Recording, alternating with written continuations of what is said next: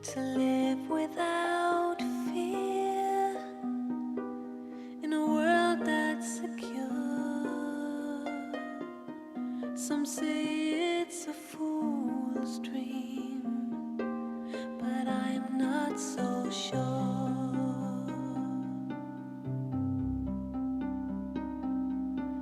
I see all your faces on my TV, driven and hungry with eyes full of tears,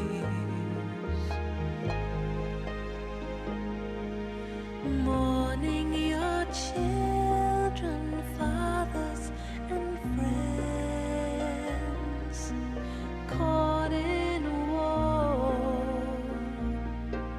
that just never ends. How long will it be till your life is mine, and all I believed in has turned into lies? With all that I am and all that I have, I send you this token, this love from my heart.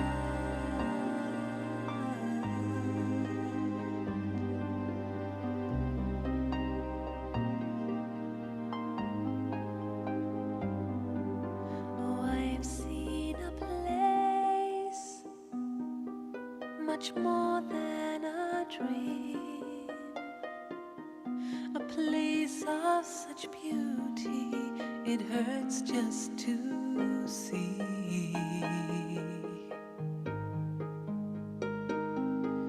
a place of no pain, no crying, no war, where peace is the treasure that has been restored.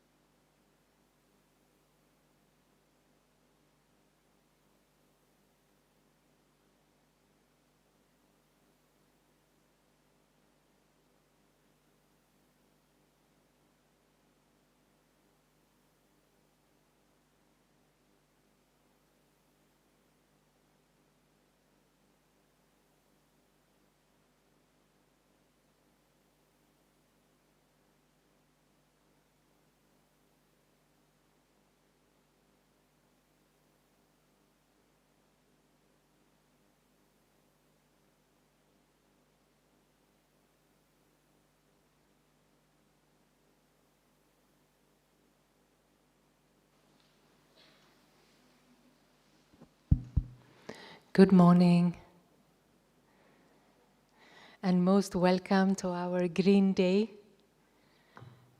and most welcome to all of you watching online. My name is Sonja. I'm from Brahma Kumaris in Copenhagen, Denmark, and I've had the fortune to arrange these Green Days now in Gyan Sarovar for maybe 10 years, I think. And with me today, I have the fortune of having two very special panelists. Sister Jayanti, who needs no introduction. She's our additional administrative head of Brahma Kumaris, and I also know she's an environmentalist and an activist at heart. And we have Brother Golo, who is living here in Gyan Sarovar. You all know him. Advisor on renewable energy and initiator to all our solar through the many years. So most welcome to all of you.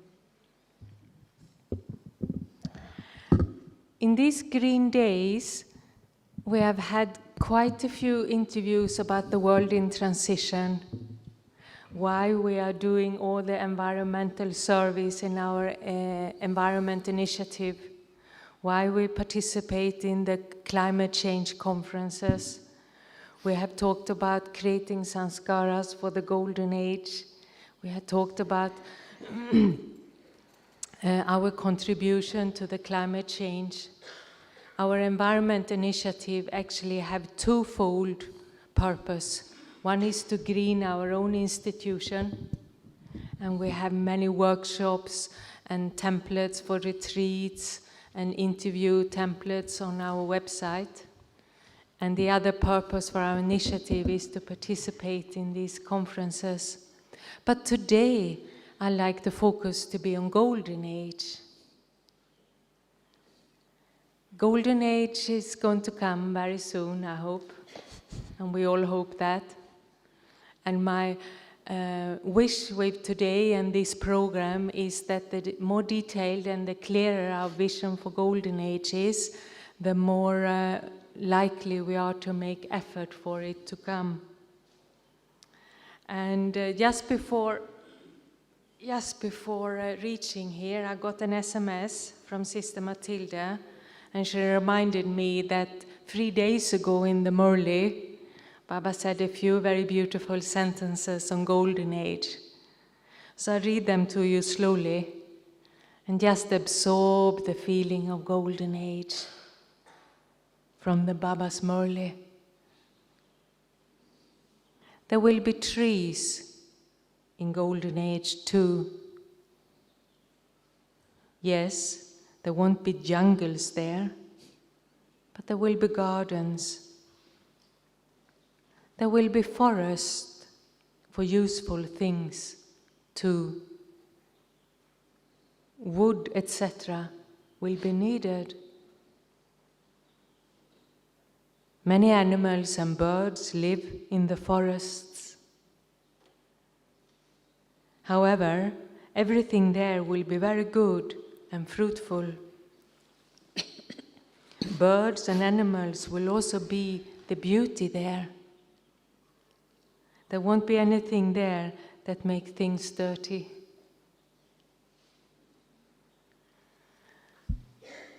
I'm a little bit curious. How many of you have had deep insights or meditation experiences of Golden Age? Can you put a hand up?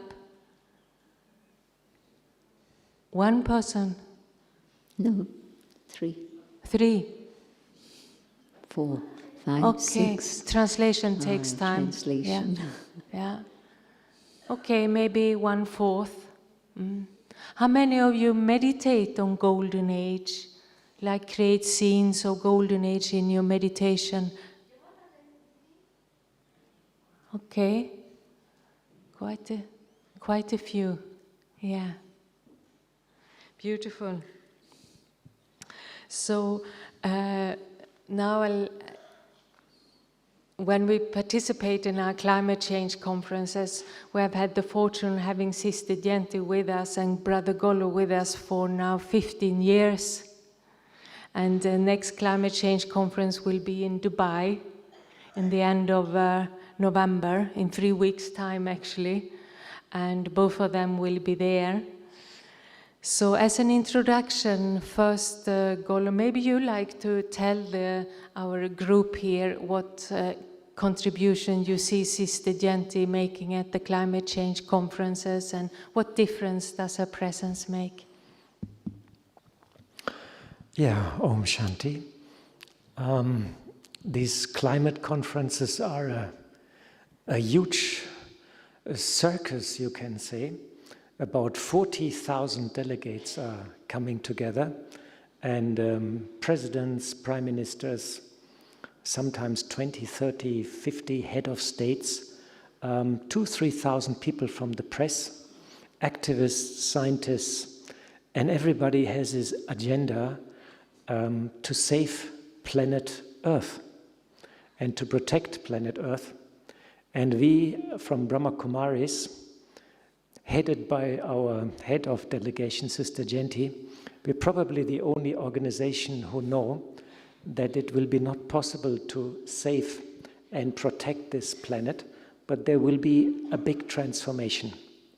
So we can bring in the spiritual perspective, which is a bit shocking and a bit scary to the delegates, and we have to be diplomatic.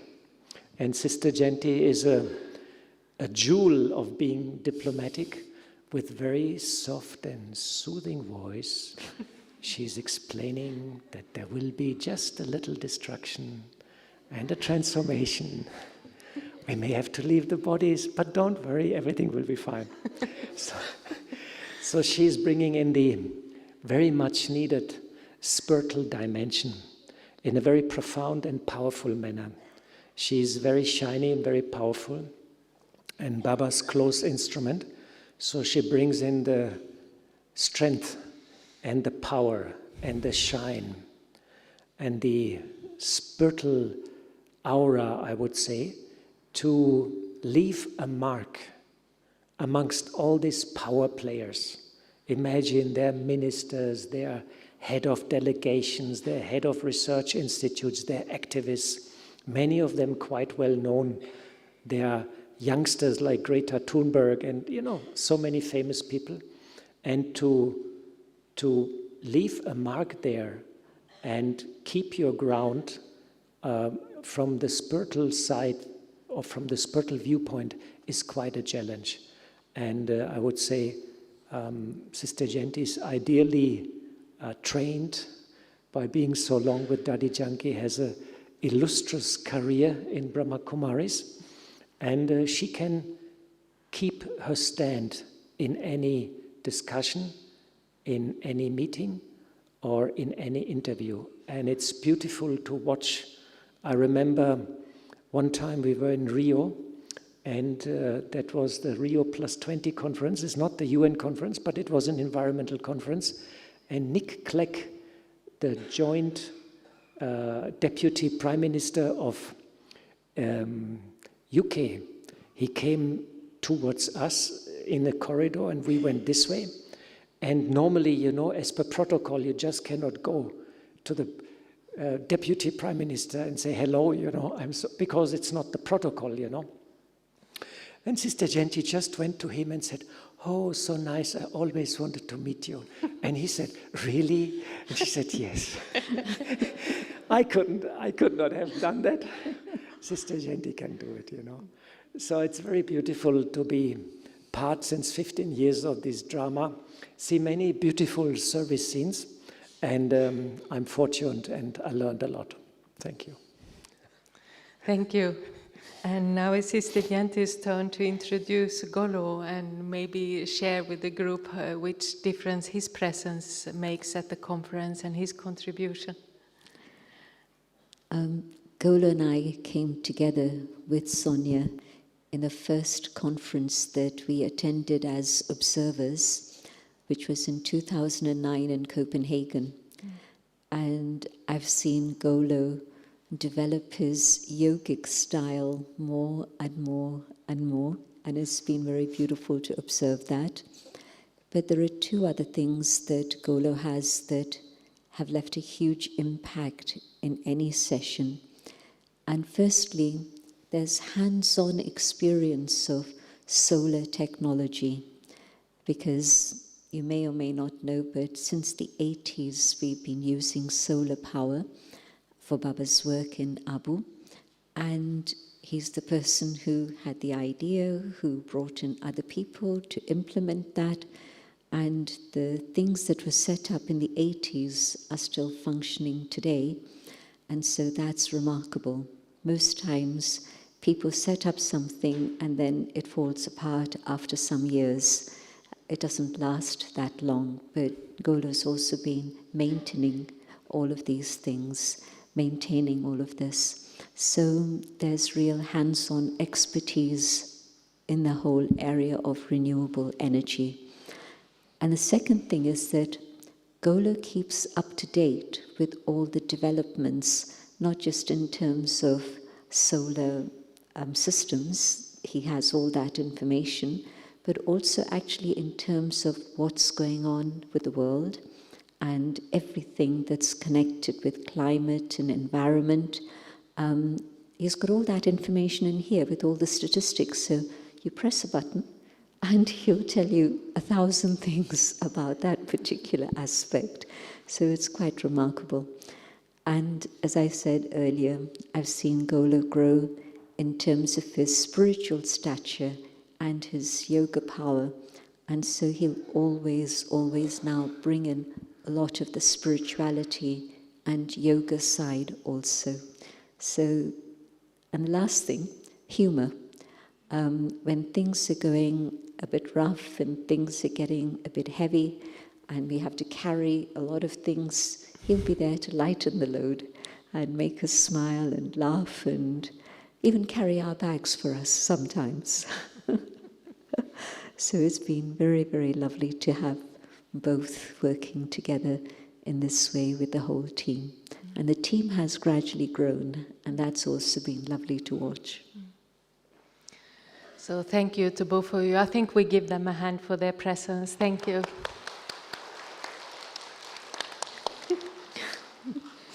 Actually, the first question can be about the present situation before we move on to Golden Age as such. But the nature is being destroyed and is crumbling in front of our eyes.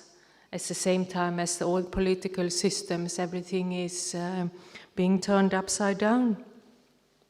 And it's being destroyed as we look at it. So seeing the present scenarios, what are your current spiritual effort at this moment? I'm very aware of time and how time is really racing. Golo can tell you more about tipping points, but I heard about tipping points about 7 years ago, I think. And the scientists were saying that we're very close to the tipping points, which means that once we've crossed those points, things are irreversible. And we've already crossed several of those tipping points. And if I mention just one thing, the melting of the glaciers, well, it's not just the glaciers that are melting, but it's actually the south part of the Antarctic that's actually melting. Antarctica is actually dissolving, as you said, in front of our eyes. And so if that's not evidence of the speed with which drama is moving, I don't know what is. So my effort is really to be aware of this and to stay light, to stay up above it, because we know these things are going to happen, but sometimes we don't realize how it's going to impact us immediately. But the UK storms are an interesting sign of how things are happening all over the world. And UK doesn't normally get natural disasters as such, but the storms that have been coming every single year in the last few years have made life very uncomfortable for many, many people there. Thank you. So being aware of time makes me stay up above. And Golo? The news are quite dramatic, and for me a little bit of a turning point was last year. I like very much every year to drive with a motorcycle for 1 month in the mountains, in the Alps in Europe, and last year when I drove, I was in the midst of the Alps and suddenly everything became brown and all the mountains were brown. And all the valleys were dry. And I stayed in Grenoble and it was 40 degrees and Grenoble is in the middle of the mountains. And I was so shocked. And then I read up a little bit that in Switzerland, half of the high alms where they keep the cows, they had to close down because no water and no fodder for the cows. So they had to bring the cows down. And after I saw all that with my own eyes, intellectually I was knowing that the world is ending, but then emotionally I realized it with my heart. I could feel it. So I went back and I sold my motorcycle and I decided that's it, with motorcycle riding and trying to take any help or power from nature. Nature is now very exhausted, and it is somehow a sign for all of us, because wherever we live, and when we look into nature now, we can see it. Australia is a heat wave. Right now in France, there is heavy flooding. Wherever you look, the weather is extreme and it is out of shape. And this is touching to all of us to understand that we're sort of in the last chapter, also last chapter of the Yagya. And Baba said time will come when destruction through nature will come. Where there was drought, there will be flooding, and where there was always enough rain, there will be drought. And somehow we can see this with our eyes. So my effort is now sort of the last barrier to become an angel, to become soul conscious and to transform my physical existence, which is quite a challenge because we have to break body conscious, which is sort of the biggest, the most serious sanskar within us. So my effort is to become an angel and fly high and become super detached from what I see with my eyes, because it takes a bit of stamina to see this gradual destruction unfolding in front of our eyes. Yeah, thank you. So it's a little bit the same, to stay up above and to fly high. So we will try in our meditation to go there and see what's happening there. I read a very old class from London. I took Gyan in London '86, and I was just 3 weeks in Gyan, and there was a bhatti on Golden Age. And there was I read it this morning. The class is a very old, beautiful class, but it said it all starts with creating Golden Age and go there first. So that's what I'm hearing they are sharing.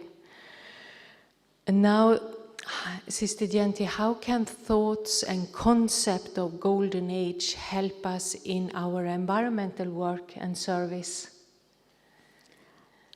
You read a very beautiful passage about the Golden Age, and that's from Sakar Murlis. Yeah.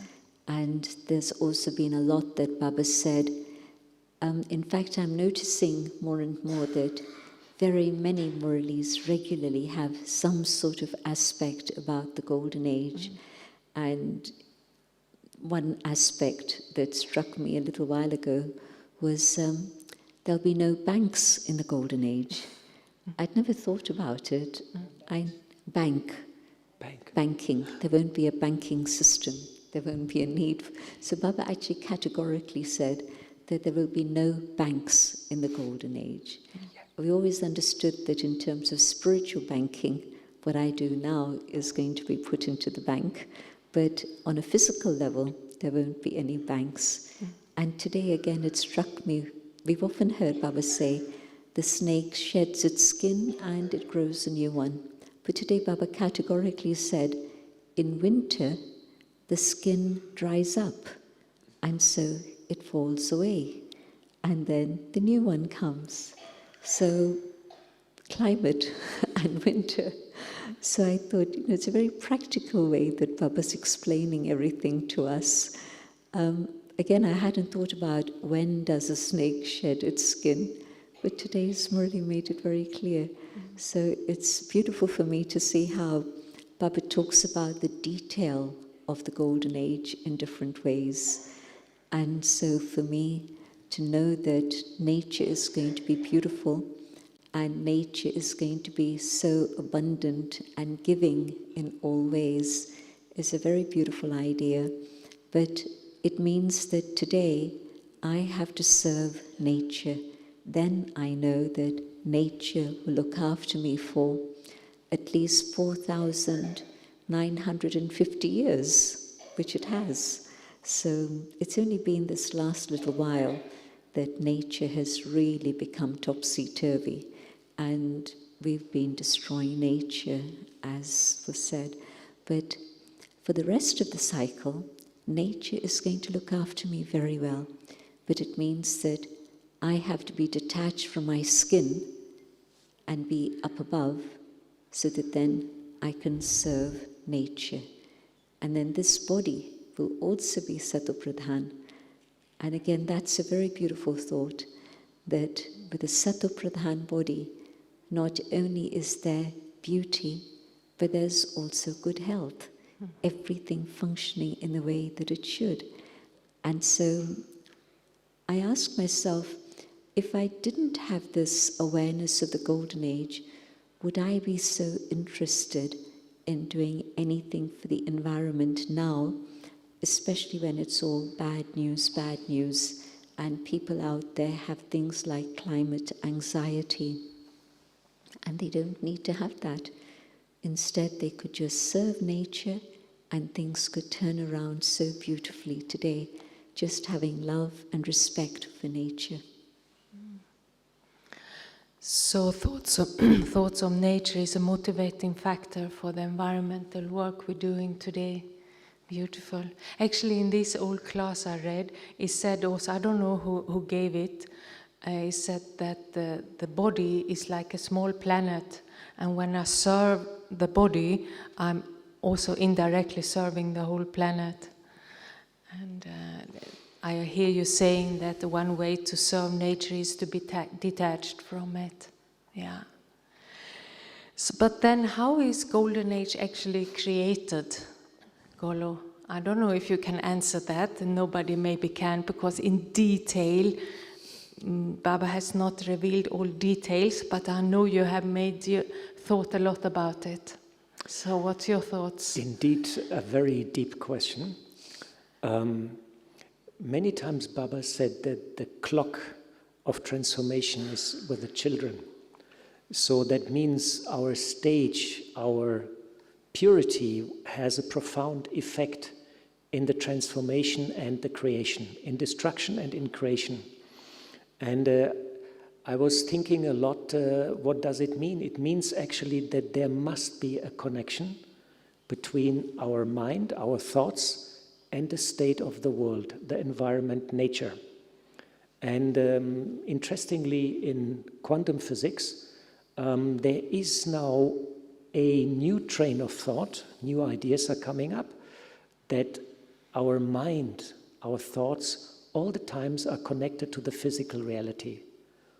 All the time we observe the world as it is, and by our own observation, we shape it. The world is as it is because we look at it in a particular way. And Golden Age is yet not happening because we still don't want it to happen yet, because we are yet not ready. Our level of purity is not yet there, and we still have a bit too much attachment to our body and to this old world. So we keep things as they are. There's a subtle reluctance amongst us also. So Baba says time is with the children, and by this purification of your mind, we will influence also the physical reality. So I feel that there is a moment, Baba calls it, when there is absolutely pin drop silence at the end. Baba calls it the end, and he says when there is this pin drop silence, then Golden Age will start, and this Baba calls it like a film, like you know, in the cinema when they play the film on the big wheel, it comes to an end, then Baba rewinds it to the beginning and restarts it again. So I believe that our mind has this capacity is the master of matter and is the master of destruction and creation. And when we all become collectively really 100% detached, pure, and we are visualizing Golden Age in our mind, beautiful trees, beautiful flowers, beautiful relations, beautiful light bodies, just a world of harmony and perfection. When we firmly visualize that in our mind, we will give this impact, this influence to the physical surrounding, and we will sort of initiate that transition process. Of course, Baba is sort of the music director. We are the orchestra. Baba is the music director, so he gives the speed. The speed and the tact is with Baba. But we are the players, so it is our mind, our thoughts, and we all have to ask ourselves, am I ready? That's the big question we have to ask ourselves. Am I detached from my body, from my world, from my bank account, from my diseases, from my relations, from all my things which I have? Am I free already? And then we can see what we still have to do, and then we also understand that the time of transformation is with us. Sister Jayanti, are you ready? On the journey. Sorry? On the journey. On the journey. You like to add anything, how Golden Age is created? No, it's a very powerful idea, but yes, it is definitely. Baba talks about the power of purity and yoga that helps Baba in creating that world. And for me, it means that if souls are ready, then everything falls into place. And so we have to be ready. Golo, you ready? No. No. I have to go to, we are going to climate conference, and In Dubai. and we are planning for a studio, and so much work has gone in the studio, so I want to see that's happening. And I will interview also Sister Jayanti. So before the next climate conference, distraction is not it's not good for me right now. And then in summer I have some repair work in the retreat center in Germany. So that is also still I have to do that. So before next summer is also not good. So I'm sort of, yeah. So that's how we actually keep the drama going. By thinking, we all think when you go back from Madhuban, then you have to do this, you have to start with your work, and you need a bit more money, and the car is not good, and the air conditioning in Vietnam is also not running so nicely, I heard. And so we all have these ideas what we have to do and to repair, and this keeps the drama going. There's a story in Bhakti about it. Narad complained to Vishnu, God Vishnu, they say Vishnu Bhagwan, how come you're not letting everyone come into heaven?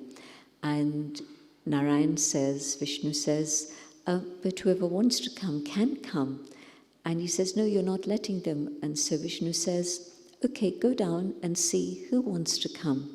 And so he goes down and he sees this old woman, and he says, he's thinking, she's got nothing else now, she's ready. So he says, would you like to come to heaven? And she says, well, I want to see my grandson get married. And after that, it's okay, I'll be able to come. And he goes to a young person, and, well, I have to finish my exams, and then I'll come.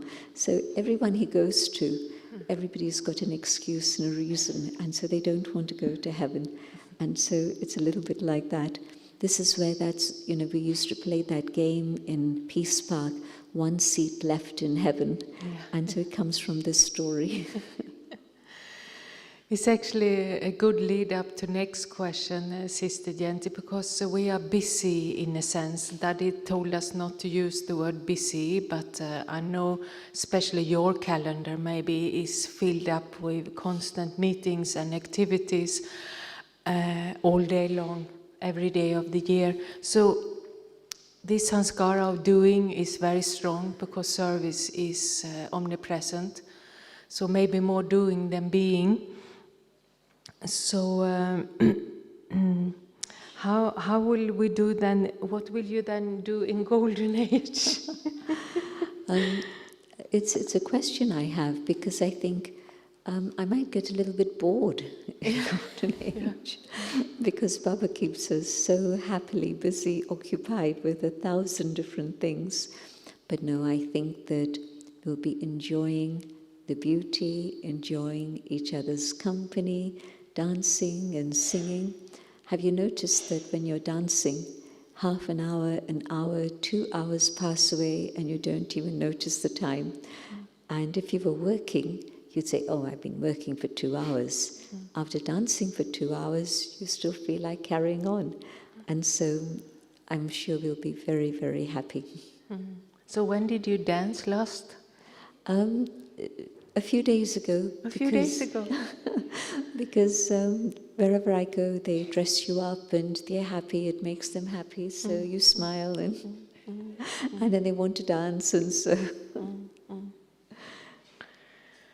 And Golo, you're also very active in the field of solar energy, and you are at the moment here in Gyan Sarovar, you're setting up a new solar system. And what will be your focus for your activity in Golden Age? Oh, there will be so many things to do. Actually, some years ago we set up a little laboratory and we wanted to find out how the Vimans are flying. So in India there's some old scriptures about Vimans, you know, and some mysterious ingredients are inside, and apparently we can sort of manipulate gravity. So we did some experiments here, but we didn't actually conclude, and we were not successful really with building Vimans. Maybe it was the wrong time. And so, well, Golden Age, I can imagine, first of all, I will be very happy and joyful, you know, like, no, you don't have to do this and you don't have to do that. You're more in a flow of natural doing things, and everybody will follow his beautiful interests. Some will do music, some will dance, and some will just sit there and watch, and others will put out their hands and the birds will come and you talk to the birds and all these kind of nice things. And I will have a fabulous workshop, fabulously equipped with Golden Age magic tools, and with a group of dedicated BK scientists, we will work on Vimans for local flights, Vimans for subterrestrial flights in outer space, because I believe in Golden Age we fly to other planets. And so we'll have good fun. Yeah. Then we will work on pyramids and vibration generators and very strange, interesting things, you know, to make our life comfortable. So I think for the innovative mind there will be enough to be done. But it will be more being with the flow, being with the heart, and doing just nice things, you know. Mm. Sister Jayanti, you used to go in trance before. Maybe you do nowadays also a little bit, I actually don't know. But I'm sure you have had many trance experiences on Golden Age.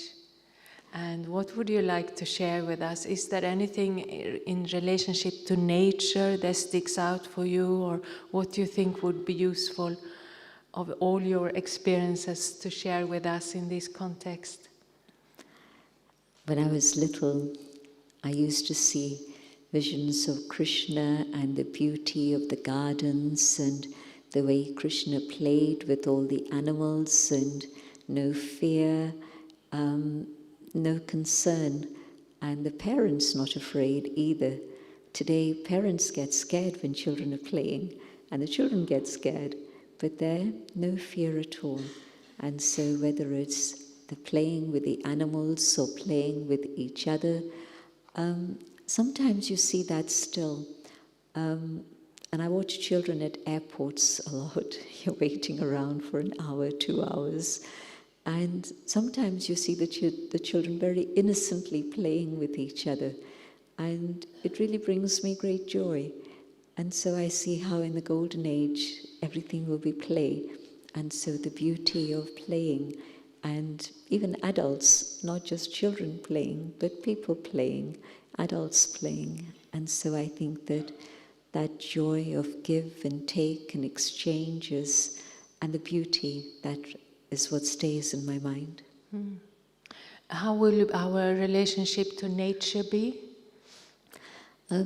Of mutual respect. So nature will be giving, but we'll also be very grateful and appreciative of nature. We won't take anything for granted that, yes, that's what they should be doing, but you'll appreciate the flowers, the fruits, everything that nature is offering. So it's a very lovely idea to think of a world of respect and love, where there's a give and take and exchange of love on all levels, including especially with nature. You will talk to birds like Golo will do? I'll play with them. I'm not sure that we're into talking so much. I'm still talking to birds. You're still talking to birds. And any animal, when I go to Solar House, there's squirrels, birds, any animal, even monkeys are there, so I talk to them, I call them, and sometimes they respond, sometimes they're a bit scared, but quite often they come a bit closer also. Actually, as I shared taxi with Brother David from Australia, the musician who lives in Australia, not our David, and he says he thinks even flowers will have a kind of sound and communication in Golden Age. So interesting. When I hear Sister Jayanti speak about the children playing, I remember when you visited Denmark now, many, many years ago, and we went down to the ocean close to Aarhus.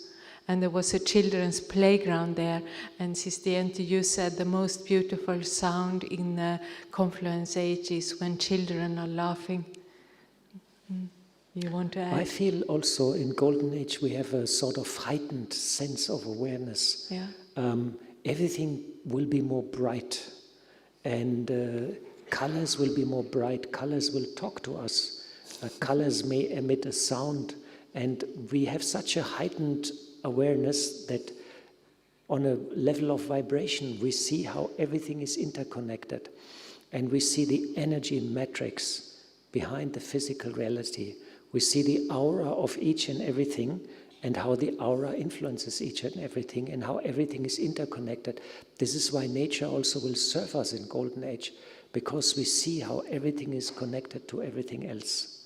And this will give us a very beautiful feeling of being connected with each and everything in a very heightened sense. Yeah. Sister Jayanti, you talked about no fear. So I thought we'll stop and take a short traffic control. And I'd like to invite all of you to imagine yourself how it would be to be you with no fear. We'll just stop for a short traffic control and imagine you are the same self, but there is absolutely no fear, no anxiety, no worry, and no tension. How is it to be you with no fear and no worry at all? You can take it all back in a few minutes. This is like an exercise.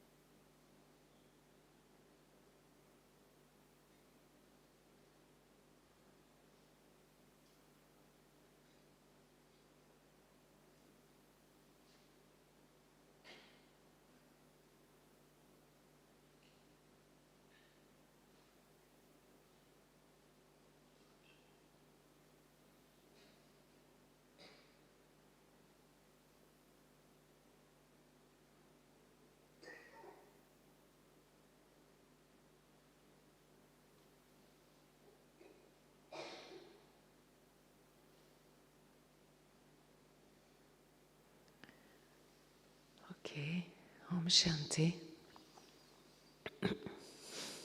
How is it, Sister Jayanti, to be you with no fear or worry or no burden? What's the feeling? Just radiant light being shared all around, and the soul really experiencing total freedom. Total freedom. And Golo? Happiness, joy. Yeah. Golo, you talked a lot about meditation and yoga and trying to become an angel, and I know you enjoy your evening meditation in History Hall very much. In these evening meditations, do you have any insights on Golden Age or any experiences related to Golden Age? Well, I'm not a trance messenger, and I'm in meditation. I'm quite often sitting there in semi-light, and I'm knocking to the door of subtle region, and I tell to Baghdada, please open the gates to subtle region, please open the gates to subtle region. But yet not, at least for me, they're not really opening that much. But I get sometimes like inspirations and feelings, and sometimes I see light also. So in meditation, I often connect to Golden Age and to my stage there.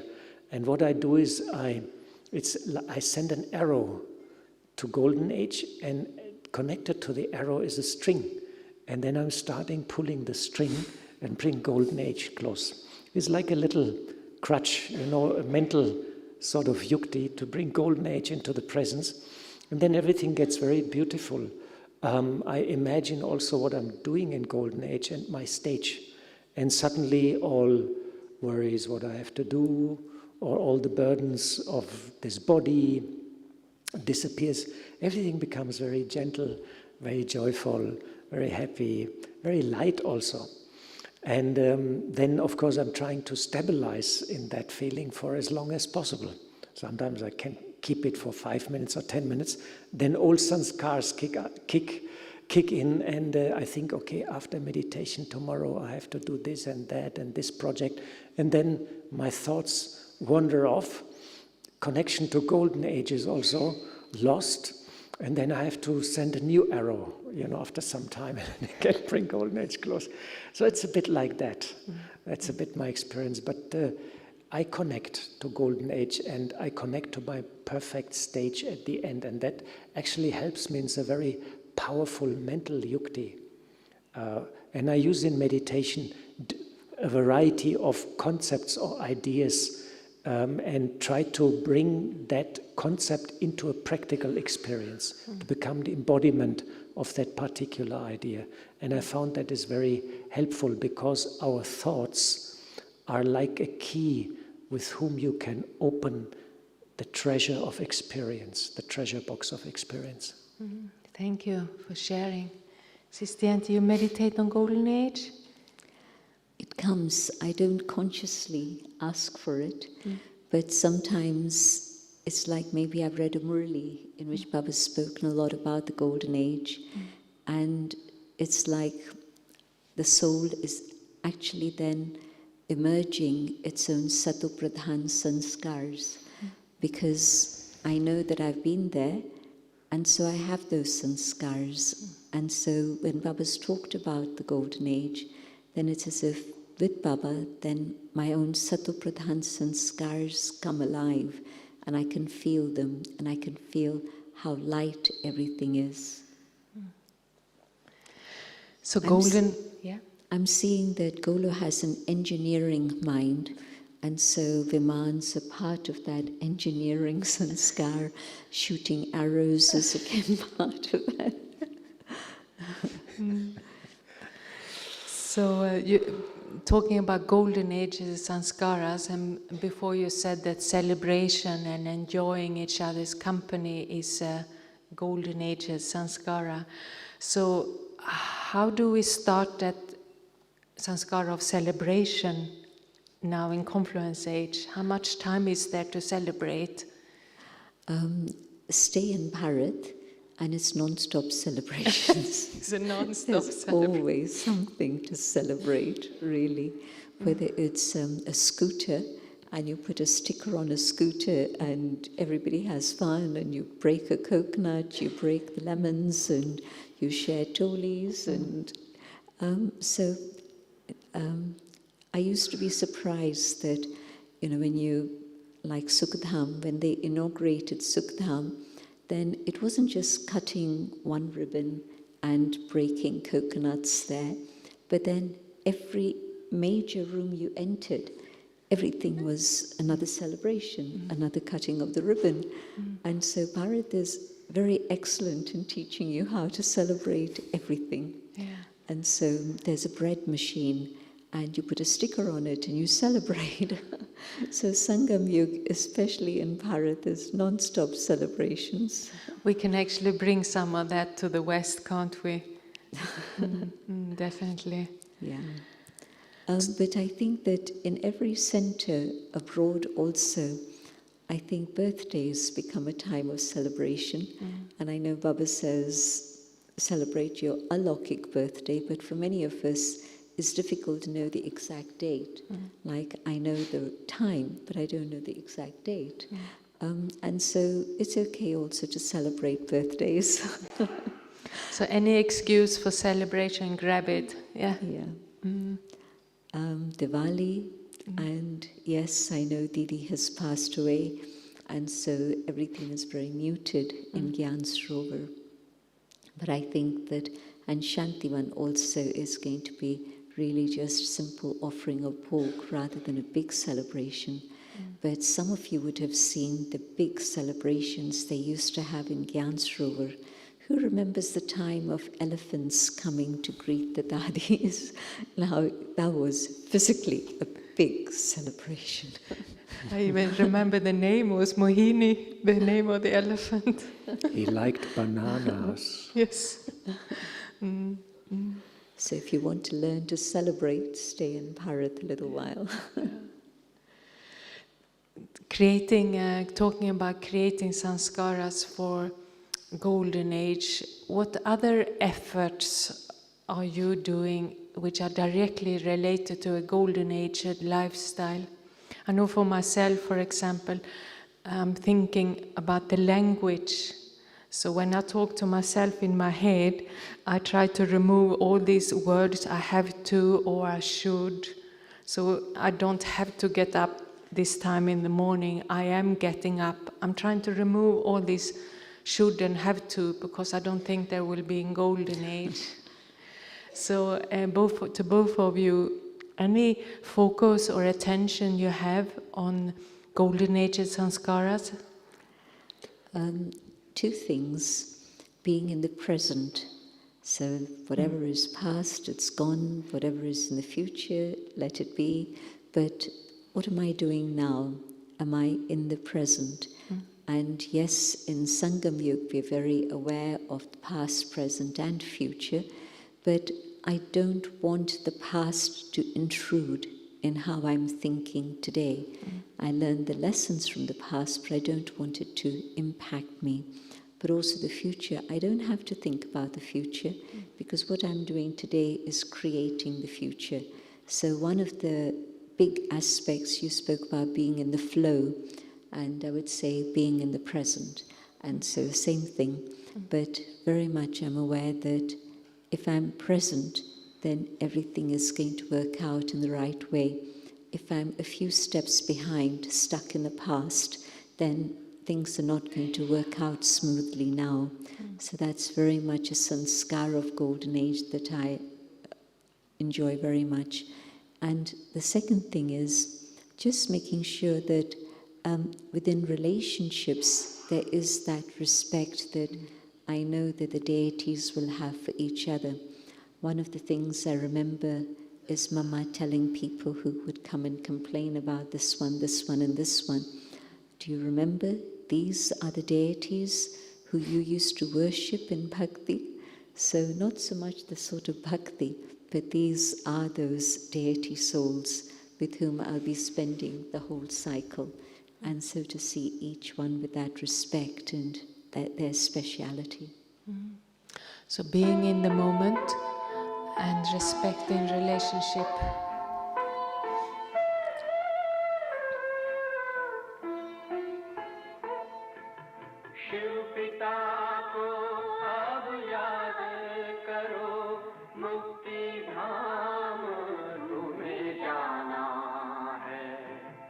अपने सुकर्मों के बल पर ही सतयुग में तुमको आना है। शिव पिता को अब याद करो।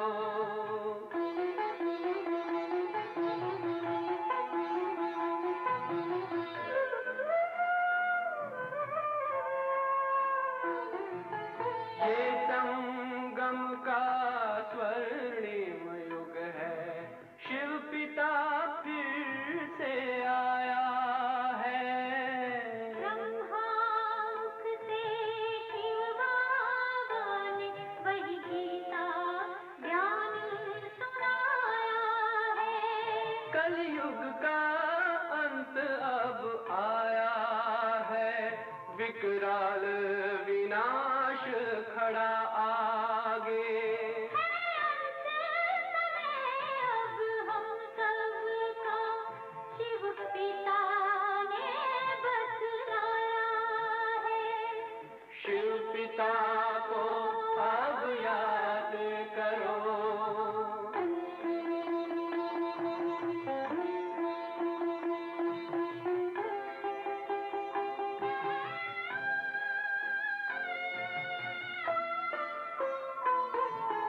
पांडव शिव शक्ति सेना की रणभेरी अब फिर बजती है।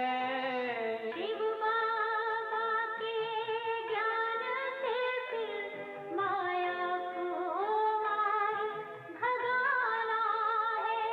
शिव पिता को अब याद करो, सतयुग में तुमको आना है। शिव पिता को अब याद करो, मुक्ति धाम तुम्हें जाना है। अपने सुकर्मों के बल पर ही सतयुग में अब तुम्हें आना है। धाम में तुम्हें सतयुग में अब तुम्हें आना है। धाम में तुम्हें गाना है।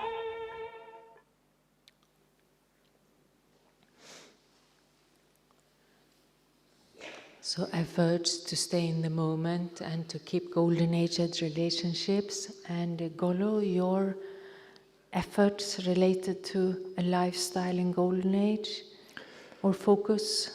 Well, at present I'm trying not to react or being reactive to situations. Usually somebody comes and says something and I'm reacting in a particular way. Mostly or often I think, oh, why is he saying this, or why is he doing like that, or why has he done like this and that and this and that. And I'm reacting towards that, and I'm then creating a whole train of thoughts, why this, that. And so I'm trying to be more an observer and see things, how they happen in front of me, because living here in the headquarters of the Brahma Kumaris, I can tell you, you see a lot of things, a lot of people come, a lot of interaction is there, and many, many chances to react. And so I'm trying to become more like a detached, loving observer. And another effort I'm doing right now is that I'm trying to see people in their perfect form. Quite often we see another person and we judge people and put them in categories or in cupboards. And we think, oh, this person is one of my special friends, he's very good, very good. And this one is a bad person. He's very nasty, and 20 years ago he has said this and this to me, and I never forgotten that, you know. So we put people in certain categories, and whenever we see them, we confirm that category in a subtle way. And by that we actually keep the person as that person is 20 years ago. We do not allow him to change. We say, this person is like this and this, and so we actually give him a curse, not a blessing. So I'm trying to bless people by, let's say, the ultimate aim is to see everybody as a shiny soul, shiny, positive, full of light in his golden age form. And I remember one time, Bab Dada came in Shantivan, and he said, it's such a beautiful view, all these shiny stars. And I thought, oh my God, Bab Dada is seeing only stars, sort of floating around in the universe, you know. He doesn't see maybe the bodies and all that. He sees the stars, you know, what a beautiful vision. And when I have this vision constantly, I give blessings to all the people whom I meet, and they can feel it, and then that blessing comes back to me. It helps me also to change. So that's a bit right now. Occasionally I'm doing this effort. Thank you. to both of you for sharing your personal efforts. Baba says in Murlis that before entering a forest, you see the treetops beforehand. And he uses this as an example that before we come to Golden Age, we will see signs of Golden Age already in Confluence Age. We will see the treetops. Sometimes when I have drishti with other BKs, I have a feeling, this is how we will look at each other in Golden Age, very beautiful, pure drishti. And I think that's the treetop I see at the moment from time to time, is this beautiful drishti exchange. But what treetops do you see? I'm seeing how COVID did many things, some things not so good. Closer instead of further away. Yeah. It sounds as if it's echoing. So. Okay. That is because we don't have a feedback speaker. Okay. We have no monitors. Okay. So I'm seeing how through COVID times, the whole family came much, much closer. Not just in one country, but it was like, one moment you were connected with Australia, another moment you were connected with India, then you were connected with America. And so to me it was a sign of Bharat family and the rest of the world coming together in a very natural way and getting to know each other. Because usually you only see each other for 2 hours when you're in Shantivan there. But through Zoom, I discovered that so many people were connecting with so many different people abroad, and they were making friends with them. And so to me, it was an indication that the Golden Age is coming closer. The unity of the family is growing very, very beautifully. And the other thing is that I'm seeing that science is actually doing two things. On the one level, they're beginning to understand about consciousness. And like you mentioned, Golo, that, the origin is not matter, the origin is consciousness. And so scientists are gradually coming to that awareness. And so it's like Baba's truth is going to be revealed, absolutely. And so on that level, consciousness, but also on another level, I know at least 4 people, a couple in India and a couple in London, who have been working on, they want to create the Vimans of the future, but what is aeronautics, that's the word. Their study has been in aeronautics. And so these young people, they're in their early 20s, they've got degrees in aeronautics, and so they're very sure that they're going to be the builders of the Vimans. So I'm sure that that's going to happen. But also you see how through science, I won't mention country names or the company, but there are companies in the world now, in Europe in particular, 2 companies that I know of, who are actually very close to creating the Vimans. And so your thoughts can reach the sensor and it go where you want it to go and things like this. So to me, these are signs of the Golden Age appearing very, very soon. And another thing I've noticed in Bharat especially, not so much abroad, in Oxford, yes, but I haven't seen other places, but you see how beautiful the Golden Age is going to be. Today, Baba said, you don't even get 3 feet of land. But actually, many places in Bharat now are being given land by people, giving land by the government, and they've really created very beautiful places for Brahmins. And so it's such a contrast to, like, when I first started living in centres in India, the kitchen's here, and it's just a tin roof over the whatever they've done, but on the terrace. And then at the far end of the terrace, there's another tin shed, and that's your toilet and bathroom. Now, that's where I used to stay, in Bharat, in the centres. And today, everywhere in Bharat, there's such beautiful centres, really, really lovely. There's one particular center that I don't mind publicizing. It's in Raipur and it's still under construction, but you look at it and it's pink stone. They've especially brought the pink stone from Jodhpur to Raipur, and it's right opposite the secretariat. And it looks like a palace. And you go inside and everything's been so tastefully done. We must be very close to the golden age. So the treetops of closeness in the family, technology, and the beauty of land and buildings. Golo, what treetops do you see? Yeah, I'm doing a bit service in India time to time. I was recently in Jaipur, and the sisters organized 3 university programs in one day. I mean, full-fledged program, not little programs, like full talks. And each time 1 hour driving from one place to the other. So you can imagine I was either talking or sitting in the car. And it was so interesting because when I started talking and I spoke a bit about environment and climate change is very tough situation and India will be very much affected. They all became a bit sad and heavy. And then I said, but we have to stay optimistic and you can do so many beautiful things, plant trees, do renewable energy. And I showed some example what Brahma Kumaris is doing. And then I said at the end, I came to the more spiritual part of it. And then I shared a bit that India has this legacy of this waking up and with the help of the mind and spirituality, you can sort of bring a change into your personal life, but also into the world. And India has this fantastic philosophy of Kali Yuga, and the new Sat Yuga will come.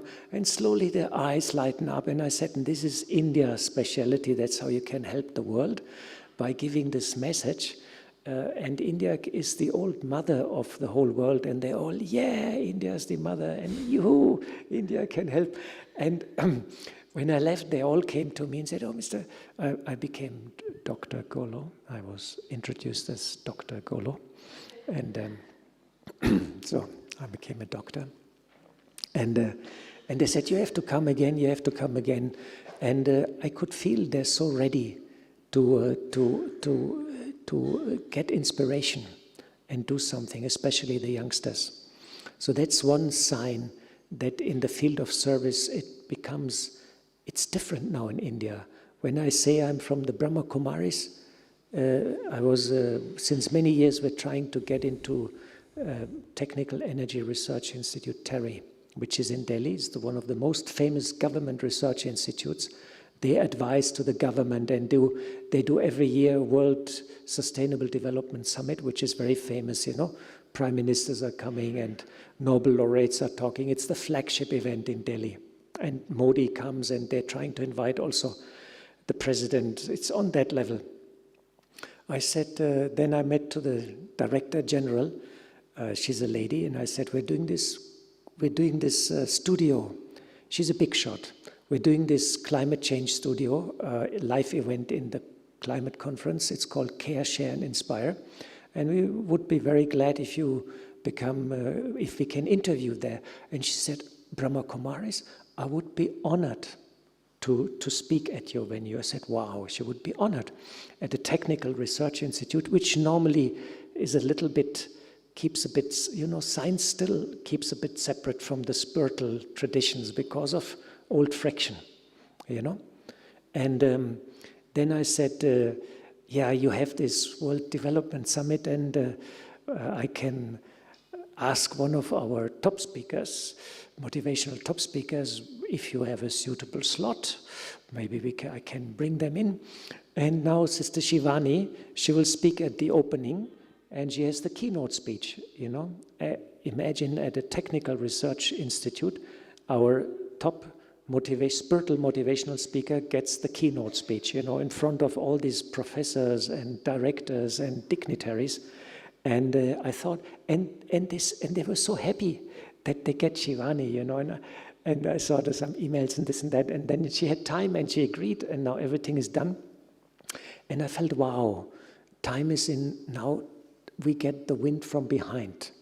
I'm doing service in India literally since 40 years, and I had many experience also in Haridwar, Kumbh Mela, with the sannyasins, that they were reluctant, and it was not easy. Now we have the wind from behind. We have favorable wind, as the sailor is saying. Everything goes smoothly for us. This is also, for me, seeing the treetops.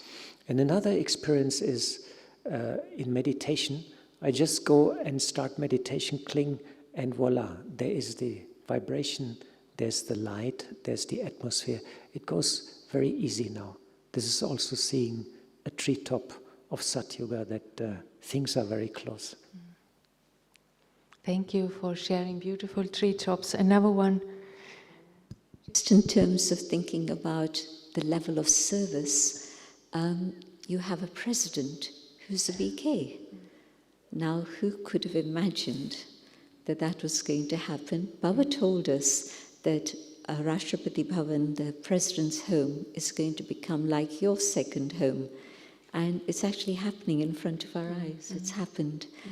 And it's not as powerful as that, but yesterday, Jemini Ben was at the Prime Minister's office for Diwali. Now, anyway, a man of Indian origin being the Prime Minister of Britain, it's like 180 degrees turnaround from being a country governed by Britain to having an Indian in office. So it really is 180 degrees turnaround. But the other thing is that out of a group of about 120 people, no, a few hundred people, 8 people were asked to come separately into his dining room apparently, and there the Prime Minister and his wife met them privately. And Jemini was part of that. So the name Brahma Kumaris has reached the Prime Minister's office in a big way. So everywhere across the world you get signs of service coming to its conclusion, which is also then part of the treetops of Satyug. Service coming to its conclusion. Treetops. I've asked many BKs preparing for this interview. I have asked many BKs if they have questions about Golden Age, or what questions I shall put to these two souls. And I've had very little response. Sharuna gave beautiful questions to me, which I'm thankful for. But many here, also around the world, didn't have many questions about Golden Age. And I was thinking, is that for everybody like that? And do you have any questions left about Golden Age which you would like to know or you don't have the answer to? Not so much about the Golden Age, but the transition. The transition. Yeah, it's still not exactly clear to me how suddenly everybody goes home. That's okay, I understand the technical details. But what's happening down below in Bharat when souls are going up home? How is there the clean-up, and how is there then the entry of the royal family and Satyug? So it's not clear, but it's okay. It's not a problem for me. And I have the sense that as time goes on, it may become clear. Yeah. But certainly that's an area that I'm not very clear about. Golo, any questions unanswered?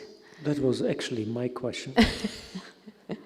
Yeah. Because I've asked this gentleman several times. I actually interviewed all the seniors how that transition process is going to take place. And I remember one time I was in Manesa and had dinner with Gopal Bhai and Dadi Gulzar. And then I asked Gopal Bhai, can I ask Dadi Gulzar some questions? And he said, yeah, ask. I said, Dadi, Golden Age is coming, so how is it going to happen?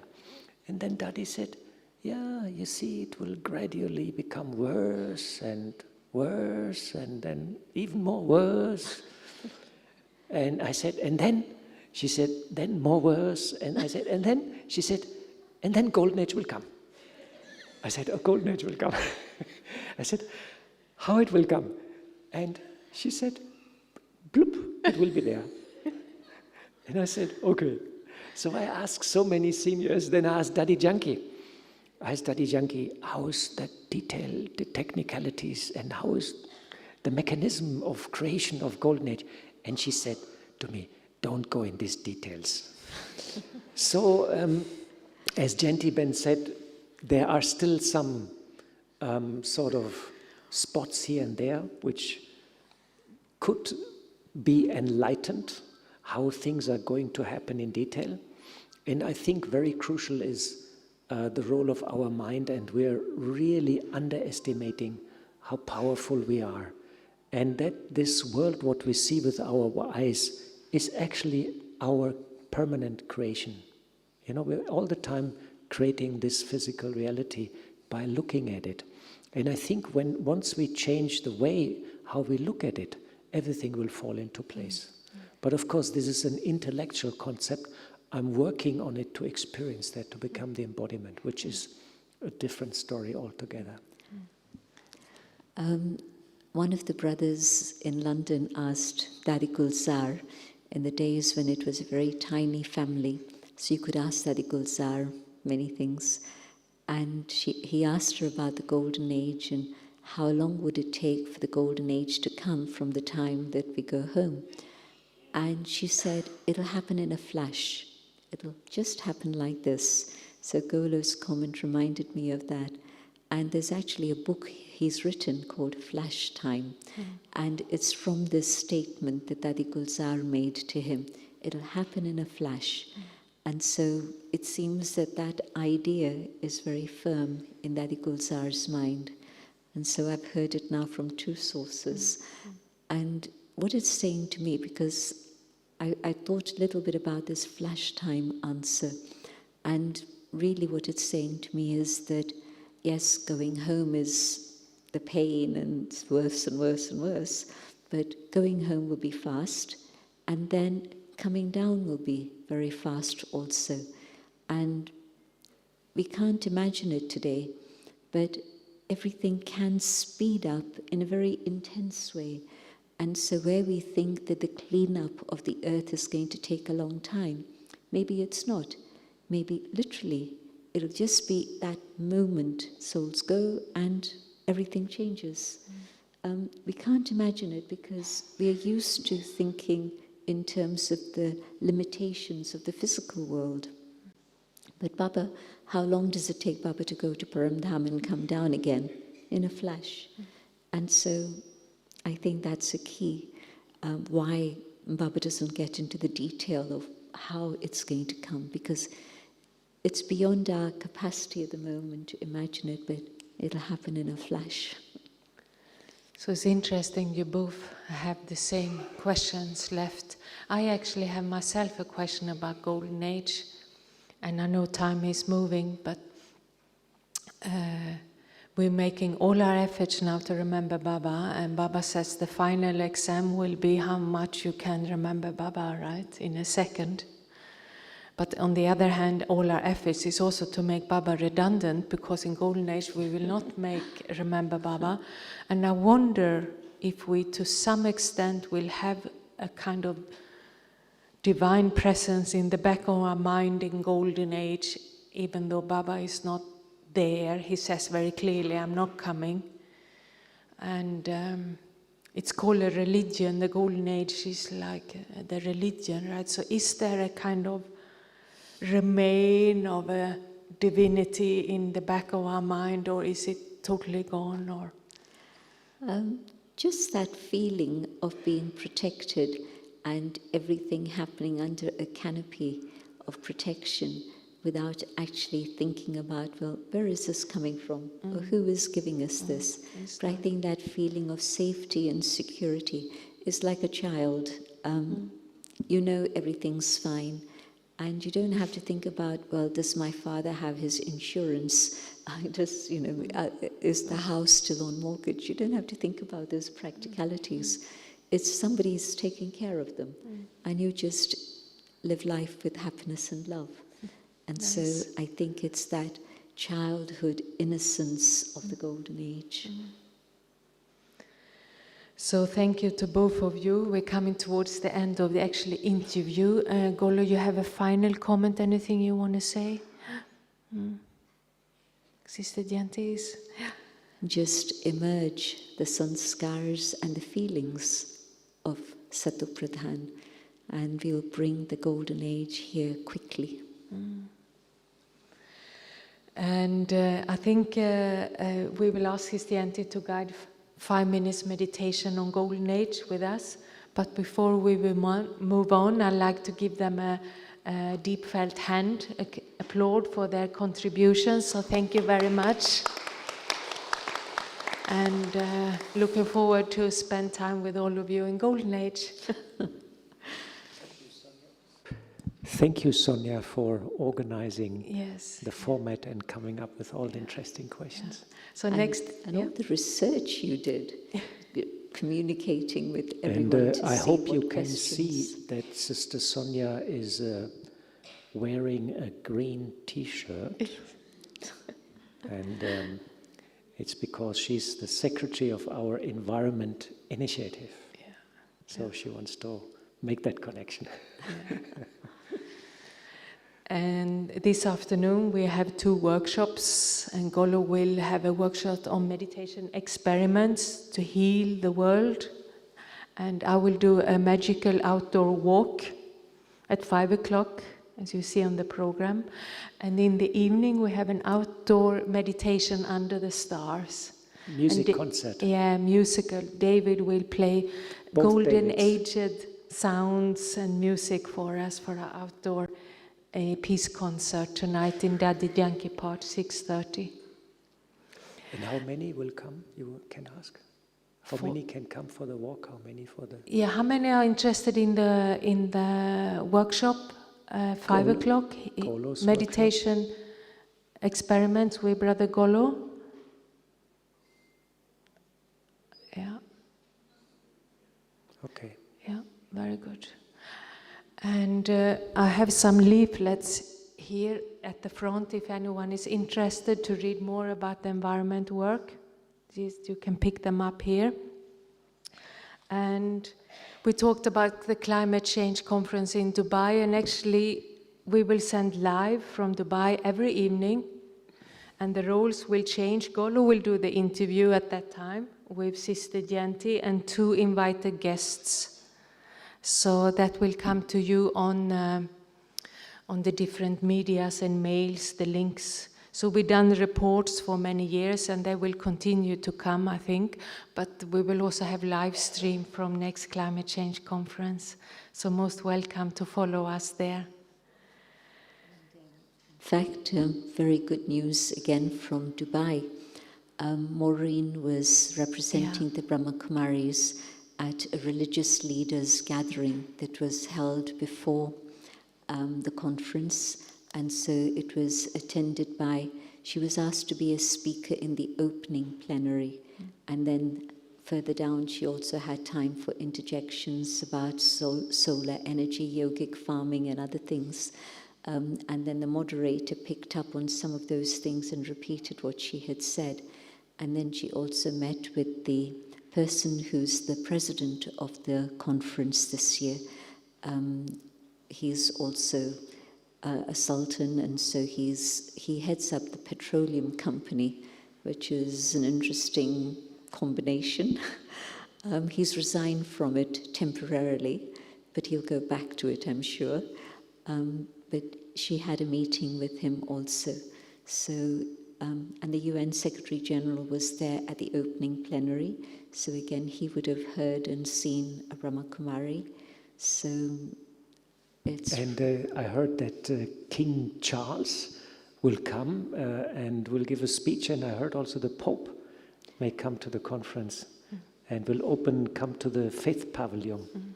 So all the leaders are coming because the whole world is concerned about the state of the planet, you know, and things get more complicated also because of the wars going on.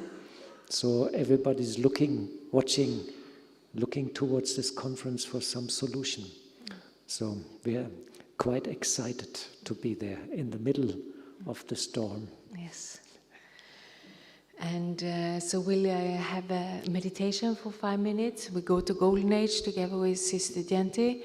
And after, please stay for Toli and blessings from our speakers. Om Shanti.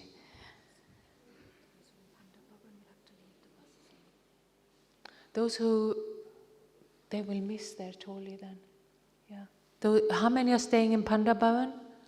I saw them leave, most of them. Oh, okay, they left. The bus is leaving in 1 minute. Yeah, it's okay. Thank you, Sona.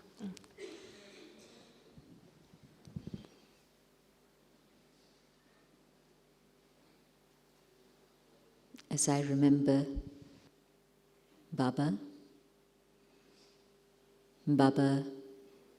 the shining light, carries me home. And I find myself in this home of light, the sweet home of silence.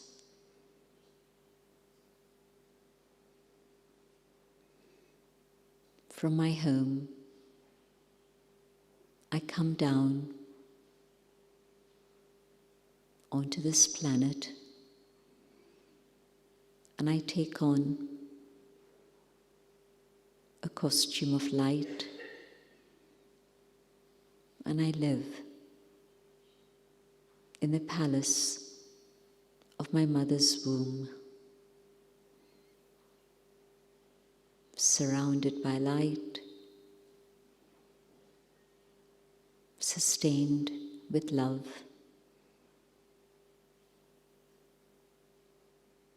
And I'm born as a child, an infant,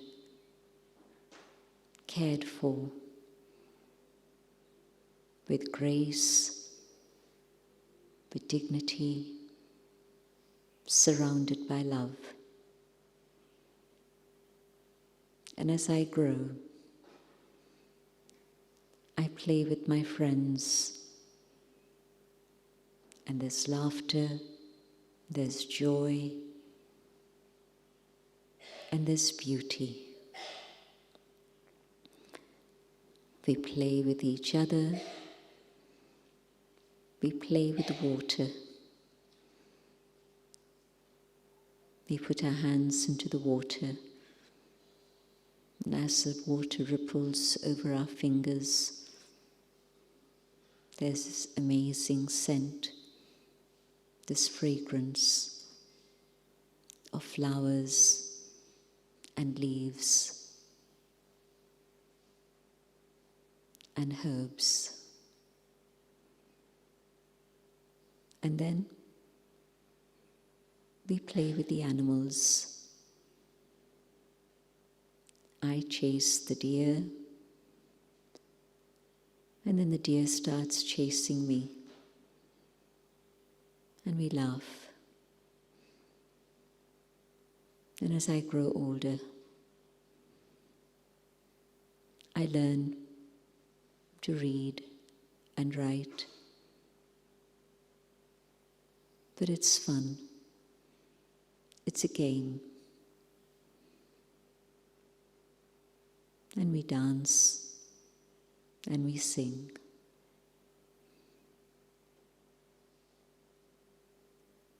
The world is a playground, and we enjoy playing there. When I'm with my parents, there's respect, not only from myself to them, but they also treat me with deep respect, not controlling, not possessive, but just simply sustenance of the highest order. And I learn by watching them, how they speak together, how they understand each other. And yes, there are comforts, there is beauty, everything is available.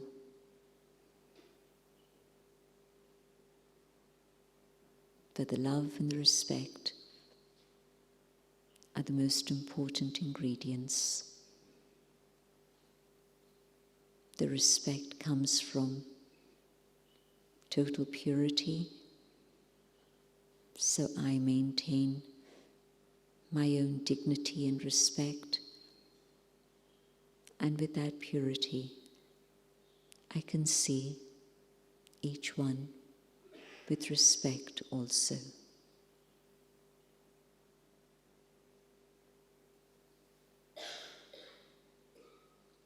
Life flows with its natural rhythm, and everything is just as it should be.